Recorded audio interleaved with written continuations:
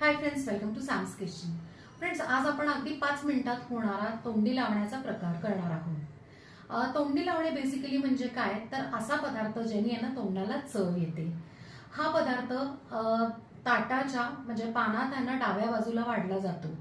आता ह्याचे प्रकार कुठले आहेत, तर चटणी, लोणचं, ठेचा, कोशिंबीर हे प्रकार आहेत. आज आपण आहे ना थोडासा आगळा वेगळा पदार्थ करणार आहोत. ते आहे उकडलेली लिंबू मिरची. अगदी साध्या सोप्या पद्धतीने आपण करणार आहोत. आणि महत्त्वाचं म्हणजे हे तुम्ही आहे ना अगदी भात वरण किंवा आमटी भात, कुठल्याही भाताचा प्रकार ह्याच्याबरोबर सुद्धा खाऊ शकता.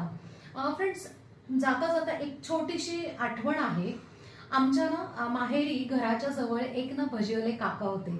त्यांच्याकडे भजी बरोबर हा प्रकार मिळायचा आहे. सो नक्की तुम्ही आहे ना भजी बरोबर किंवा अगदी बटाटे वड्याबरोबर सुद्धा करून खाऊ शकता. फ्रेंड्स, आपण आत्ता ना एक तोंडी लावणीचा प्रकार करणार आहोत, जे बघून किंवा हा व्हिडिओ बघून ना तुम्हाला करायची इच्छा होईल. इनफॅक्ट आहे ना लगेच आहे ना तुम्ही कराल सुद्धा, कारण 5 मिनिटात होणार आहे, अगदी झटपट होणार आहे. तर इथे मी 18 ते 20 हिरव्या मिरच्या घेतल्यात.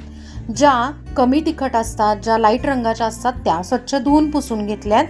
त्यानंतर 1 लिंबू असं बारीक तुकडे करून घेतलेले आहेत. बरं, आता इथे व्हिडिओमध्ये जसं दाखवलं आहे तशा पद्धतीने सगळ्या मिरच्या कट करायच्या आहेत आणि त्याची देठं अजिबात काढायची नाही आहेत. सगळ्या मिरच्या कट करून झाल्या की त्यानंतर आपण यांना फोडणी करायला घेणार आहोत. एका कढईमध्ये अगदी 2 चमचे यांना तेल घ्यायचं. त्यातनं मेथी दाणे घालायचे. आता मेथी दाणे आहेत ना, तुम्हाला असं वाटेल की यांना कडवट लागेल का, तर नाही, उलट मेथी दाण्यांनी इतकी छान चव येते, म्हणून 7 ते 8 मेथी दाणे घालायचे.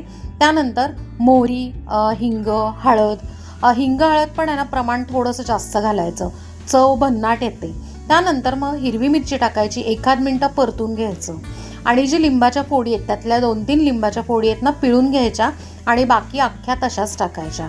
त्यानंतर चवीप्रमाणे मीठ घालायचं, थोडंसं पाणी घालायचं आणि लो फ्लेमवर छानपैकी 3 ते 4 मिनटं आहे ना वाफ काढून घ्यायची. मध्ये मध्ये चेक करत राहायचं. अगदी खाली लागत असेल, चिटकत असेल तर 1-2 चमचे पाणी घालायचं आणि त्यानंतर छान वाफवून घ्यायची. बरं, मिरची तयार कशी आहे ओळखायची, तर ती छानपैकी कट होते आणि कलरही चेंज होतो. अशा पद्धतीने उकडीची लिंबू मिरची तयार आहे. नक्की करून बघा आणि मला सांगा. थँक्यू.